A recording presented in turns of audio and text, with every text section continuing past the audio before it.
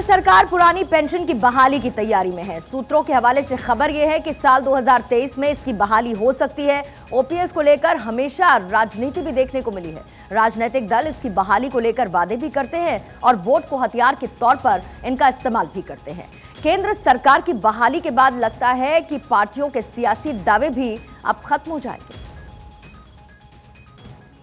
पुरानी पेंशन सत्ता पाने की वो राह हो चली थी जिसे हर राजनीतिक पार्टी ने खूब इस्तेमाल किया, लेकिन यूं लगता है कि अब इस पर होने वाली सियासत थमने वाली है। केंद्र सरकार 32 लाख केंद्रीय कर्मचारियों को बड़ा तोहफा दे सकती है। 2023 में पुरानी पेंशन योजना को बहाल किया जा सकता है।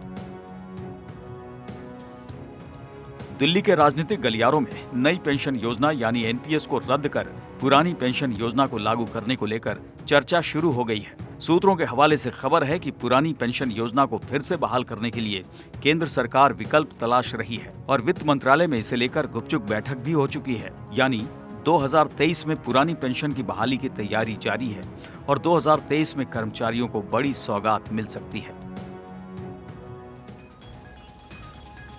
तो चुनावी दंगल और पुरानी पेंशन, इन दोनों का कोई नाता तो नहीं है, फिर भी हल्ला मचता रहता है। गुजरात चुनाव हो या फिर हिमाचल चुनाव, हर तरफ पार्टियां अपने चुनावी वादों में पुरानी पेंशन की बहाली पर सियासत करती नजर आई। 1 अप्रैल 2004 को पुरानी पेंशन योजना बंद कर दी गई थी और इसे बदलकर राष्ट्रीय पेंशन योजना में तब्दील कर दिया गया था।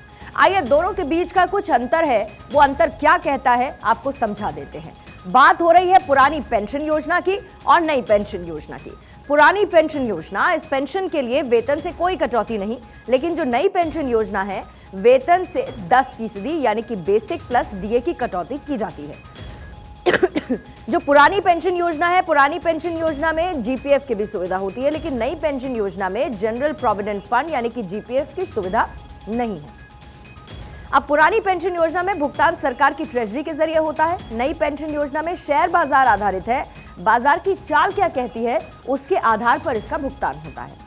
पुरानी पेंशन योजना में आखिरी वेतन का 50% पेंशन का हिस्सा होता है, लेकिन नई पेंशन योजना में निश्चित पेंशन की कोई गारंटी नहीं है, मिलेगी या नहीं।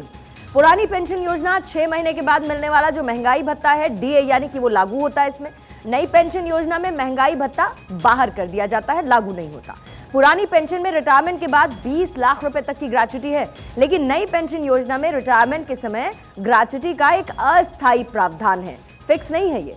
पुरानी पेंशन योजना में सर्विस के दौरान मौत होने पर फैमिली पेंशन का भी प्रावधान है, यानी कि वो पैसा फैमिली के पास जाता है। नई पेंशन योजना में फैमिली पेंशन है, लेकिन योजना में जमा पैसे सरकार जब्त कर देगी।